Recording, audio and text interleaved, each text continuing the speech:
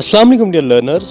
आज हम कुछ ऐसे एक्सप्रेशंस के बारे में बात करेंगे। कुछ ऐसे एक्सप्रेशंस हम सीखते हैं जो हमें आम सी ज़िंदगी में यानी कि डेली लाइफ में हमें उनका इस्तेमाल करने की ज़रूरत पड़ती है। तो आइए सीखते हैं एक एक करके। Okay fine. तो पहला वाला जो एक्सप्रेशन हमारा है वो है टू फील ब्लू। कभी कभी आप उदास होते हो, परेशान होते हो, तो आप किसी को बोलते हो कि I am feeling sad today, और you can say I am feeling blue today.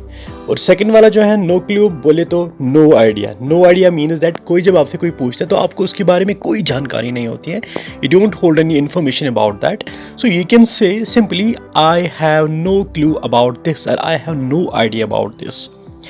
तीसरा है हमारे पास चीज़ों है I feel you. I feel you का मतलब होता है कि मैं आपकी बात को समझ सकता हूँ, यानी कि I can understand you, I can completely feel you what you are saying और what you want to convey to me, simple. और फोर्थ वाला होता है आप किसी को बोलते हो कि हाँ जी काउंट ऑन मी और आई एम इन। कोई आप किसी को बोलता है कि क्या आप इस काम में शामिल हो, आप बोलते हो yes you can count on me और या I am in. Okay, mostly used and mostly spoken this very is my mistake. Sorry, मुझसे गलती हो गई, मुझे माफ़ करें, ये गलती से हो गया। तो आप बोलिए भी बोल सकते हो माई बैड। और आप किसी को बोलते हो कि सॉरी आपको मेरी वजह से धक्का लगा या मैं आपका ये काम नहीं कर पाया, बोल सकते हैं I am just okay. But here beautifully you can say can't complain, I have no complains regarding it. और किसी को बोलते हो कि चलो आज मिलते हैं, आज कहीं बात करते हैं, गपशप करते हैं, लेट्स मीट समवेयर।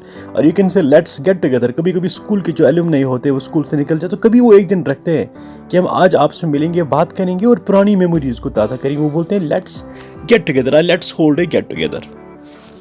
आप किसी को कहते हो आम सी जिंदगी में आपका बहुत बहुत शुक्रिया, आपका बहुत बहुत धन्यवाद, you can say thanks a bunch, thanks a ton और थैंक्स ए मिलियन।